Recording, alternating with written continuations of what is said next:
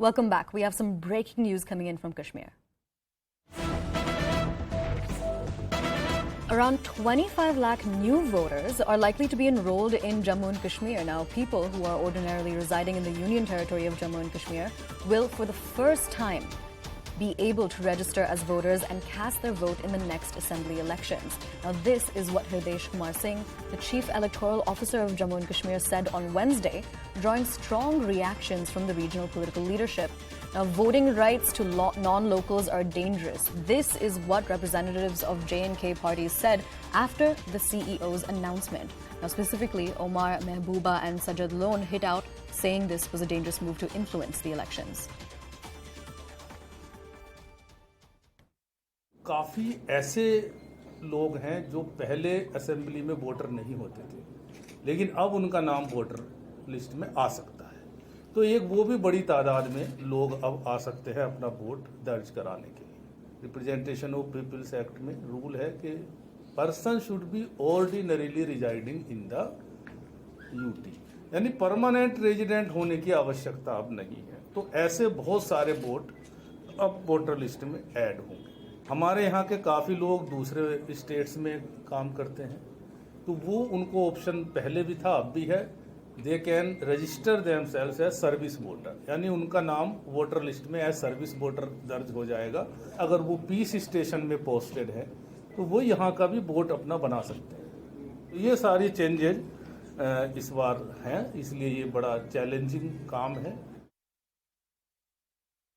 All right, now I'm crossing over to our colleague Tejinder Singh Sodhi to give us more details on this story. Tejinder, is the criticism coming in from Jammu and Kashmir parties, is it valid?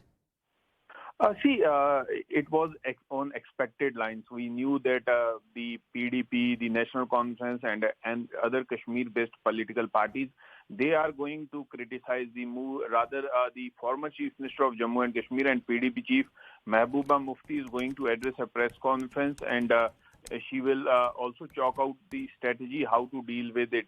But having said so, the Chief Electoral Officer of Jammu and Kashmir, Nitish Kumar, while he was addressing a press conference about the preparations that are being made across the Union Territory of Jammu and Kashmir for holding of assembly elections, said that around 25 lakh new voters will be enrolled in Jammu and Kashmir.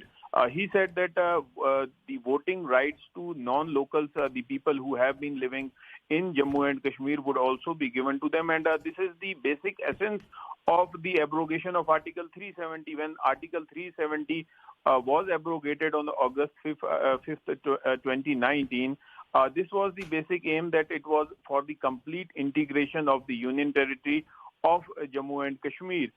Now, Union Territory of Jammu and Kashmir, for the first time, will be able, people from outside who have been ordinarily residing in the Union Territory of Jammu and Kashmir will for the first time be able to register as voters and cast their votes in the next assembly election. But we saw the likes of Mehbooba Mufti, Omar Abdullah, they have already started criticizing this move. Mehbooba Mufti has said that the decision to defer polls in Jammu and Kashmir proceeds by they rather say that the center is trying to bring about a demographic change in Jammu and Kashmir, and they want to retain the power. But you see, the criticism is not valid. But we see that this is going to become a big controversy in Jammu and Kashmir in the coming days as well. Yes, Aisha. All right, Tejinder, thank you so much for joining us and bringing us those details. Now we have some more breaking news coming in right now.